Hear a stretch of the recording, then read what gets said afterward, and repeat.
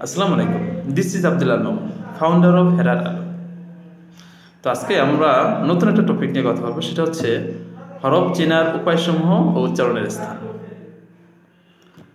তো আমরা ইতিপূর্বে 3 দিনের 3টি পাঠ, অনেকগুলো লেসন আমরা কমপ্লিট করে ফেলেছি। আজকের 4র্থতম দিনের পাঠ। তো যারা 3 দিনের অনেকগুলো লেসন আমরা যেগুলো কমপ্লিট করেছি সেগুলো দেখেননি, দ্রুত সেগুলো দেখে ফেলবেন। তাহলে আমাদের লেসনগুলো সম্পর্কে, আমাদের এই বইটি সম্পর্কে এবং আমাদের কোর্স প্ল্যান সম্পর্কে একদম ক্রিস্টাল ক্লিয়ার একটা ধারণা হয়ে যাবে। চলুন শুরু করে দিই। হরফ চেনার উপায়সমূহ, উচ্চারণের স্থান। আগে আমরা এক নোক্তা হরফগুলা চিনব। এখানে এক নোক্তাওয়ালা আছে, 2 নোক্তাওয়ালা আছে, 3 নোক্তাওয়ালা আছে, আবার নোক্তা ছাড়াও আছে। তা আমরা একটু আলাদা করেছি একটু সহজ করার জন্য। তো নোক্তাওয়ালা হরফগুলো ছন্দে ছন্দে হরফ শিখি। চলুন, যেমন দেখতে পাচ্ছেন আমাদের এই লেসনে 3টা হরফ বা, নুন, জিম, 3টা হরফের 3টি আমি চিত্র দিয়েছি। তো বা চিত্রটি দেখতে পাচ্ছেন, নৌকার মতো দেখা যায়, নিচে 1 ফোঁটা, তার নাম বা, তার নাম বা। নৌকার মতো দেখা যায়, তার নাম বা, তার নাম বা। আবার বলছি, একটু রিপিট। নৌকার মতো দেখা যায়, নিচে 1 ফোঁটা, তার নাম বা, তার নাম বা। ছন্দে ছন্দে বলি, তাহলে আপনার কাছে ভালো লাগবে, একটু এন্টারটেনমেন্ট লাগবে। তো আমরা আবার মাখরাজের বিষয়টাও দিয়েছি। প্রতিটা হরফের নিচে দেখতে পাচ্ছেন 2 ঠোঁটের ভিজা অংশ হইতে উচ্চারিত হইবে। 2 ঠোঁটের ভিজা অংশ হইতে এটা উচ্চারিত হইবে। বা, বা 2 ঠোঁটের ভিজা অংশ হইতে উচ্চারিত হবে। বা, বা। আমাদের কিন্তু এখন থেকে প্রতিটা হরফ একদম মাখরাজ দিয়ে দিয়ে একদম সঠিকভাবে আমরা উচ্চারণ শিখব, যাতে করে আর ভুল না হয়। আমরা একদম জিরো থেকে আমরা হরফগুলো শিখছি এবং এটা গভীরে এখন পৌঁছতেছি, মাখরাজ দিয়ে শিখছি।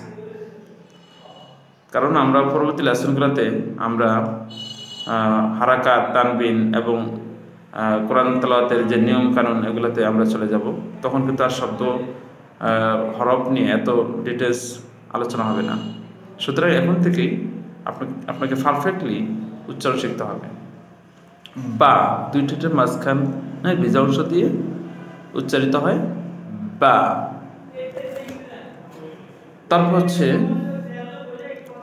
মাঝখানে যে হরফটা দেখতে পাচ্ছেন, নুন, এটা কিসের মতো দেখা যায়? চাঁদের মতো। চলুন এটা ছন্দে ছন্দে বলি। চাঁদের মতো দেখা যায়, উপরে 1 ফোঁটা, তার নাম নুন, তার নাম নুন। তো এইভাবে করে আপনি ছন্দে ছন্দে বলবেন, আপনার কাছে ভালো লাগবে। তো নুনটা উচ্চারিত হয় কিভাবে? জিহ্বার আগা তার বরাবর উপরে তালের সঙ্গে লাগাইয়া, তার বরাবর তালের সঙ্গে লাগাইয়া উচ্চারিত হইবে। আবার বলছি, রিপিট। জিহ্বার আগা তার বরাবর উপরে তালের সঙ্গে লাগাইয়া উচ্চারিত হইবে। নুন, নুন, নুন। ঠিক আছে? তো যারা কথাবার্তা অসুবিধা হচ্ছে না বা ভয়েসে সাউন্ডে বা উচ্চারণে কোনো সমস্যা, তাদের জন্য ইজি। আর যারা অনেক সময় মানে ভয়েসের সমস্যা বা তোতলায় মানে কিছু, তাদের জন্য একটু অনেক সময় কঠিন হয়ে যায় বা উচ্চারণে একটু সমস্যা হয়ে যায়। কিন্তু যারা স্বাভাবিক, তাদের জন্য এটা বিষয়টা ইজি উচ্চারণে। এরপরে নেক্সট, জিম।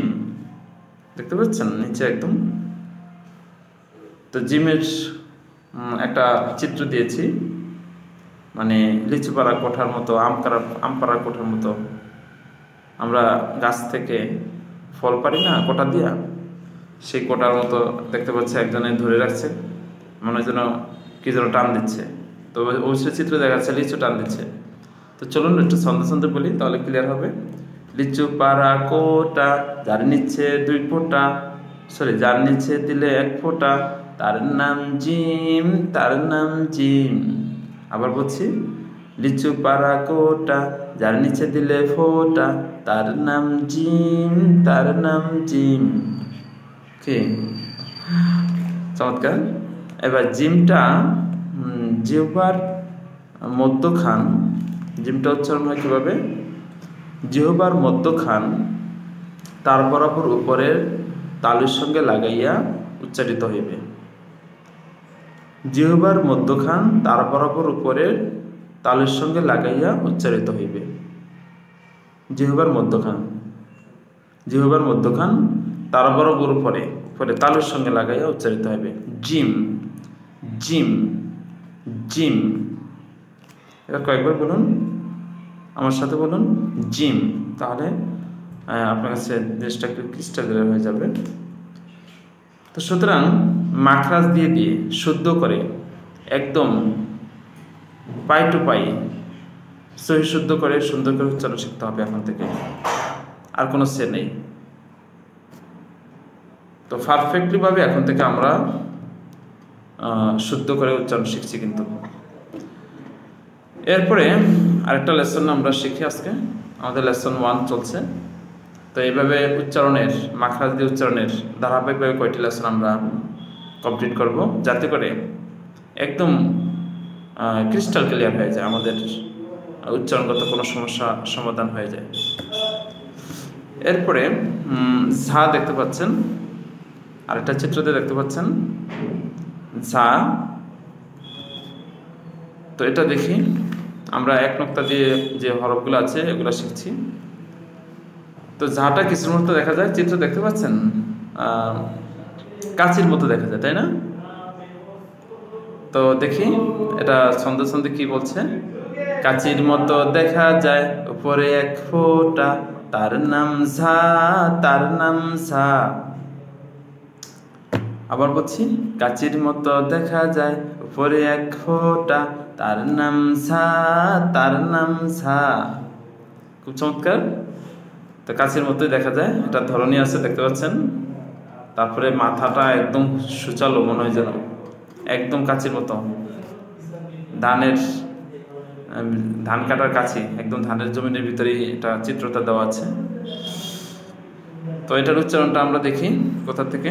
জিহ্বার আগা সামনের নিচে দুই দাঁতের আগার সঙ্গে লাগাইয়া। আই রিপিট, জিহ্বার আগা, জিহ্বার আগা সামনের নিচে, সামনের নিচের দুই দাঁতের আগার সঙ্গে, দুই দাঁতের আগার সঙ্গে লাগাইয়া। জিম, সরি, ঝা, ঝা, ঝা বলে না, তুই ঝা, ঝা, ঝা, ঝা। আমার সাথে বলুন, তাহলে ঠিক হয়ে যাবে। এরপরে দেখতে পাচ্ছেন মাঝখানে যে চিত্রটি, জাল। মাঝখানের চিত্রটা আমি কি দিয়েছি, হাতের বাহুর মতো দেখা যায়, জাল। তো দেখি এটা ছন্দে ছন্দে কি মিলাইছে।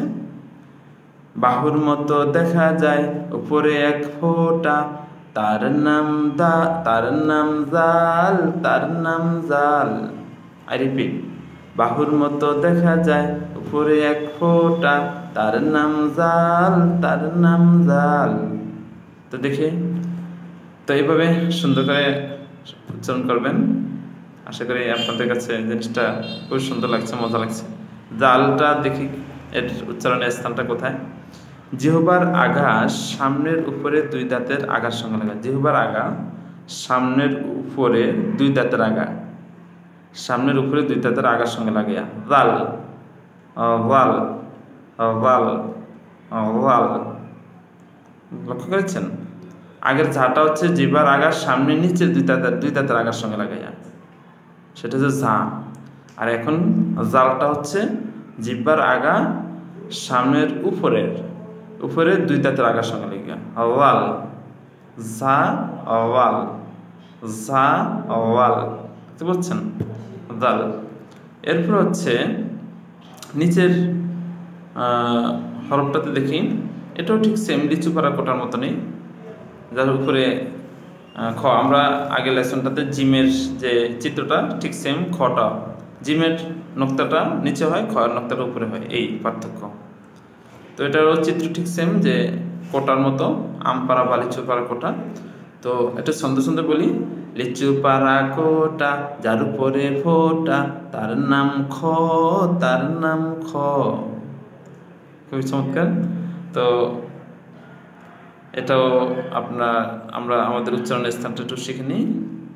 খটা হলকের শেষ ভাগ হইতে উচ্চারিত হয়, হলকের শেষ ভাগ হইতে উচ্চারিত হয়, শেষ একদম শেষের ভাগ থেকে, হলকের শেষ ভাগ। খ খ খ খ খ খ খ খ খ খ খ খ খ খ খ খ খ।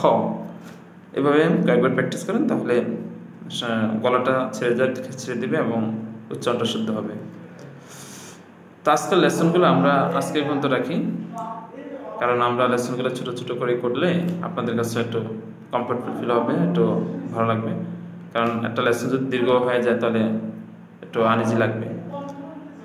তো আজকে লেসনটা এই পর্যন্তই। পরবর্তী লেসনটা দেখার জন্য সে পর্যন্ত ভালো থাকবেন। আল্লাহ হাফেজ।